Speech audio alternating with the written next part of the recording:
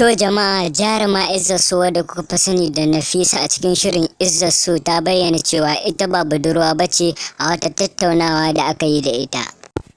To masu sauraro ku gyara zama, in kai sabo ne dan Allah a cikin wannan channel ka danna mana subscribe ka kuma danna mana alamar liking. Kuma ma a tattaunawa da aka yi da ita ta bayyana cewa tana da yara. To jama'a, kuma jaruma ta bayyana cewa shekarar ta 2 kenan da shigowa masana'antar kannywood, dan da farko da waƙoƙi ta fara. Fim ɗinta na farko shine nan Izzar, inda Allah ya taimake ta kuma ta samu ɗaukaka sosai, inda wanda suka daɗe ba su samu ɗaukakar da ta samu ba.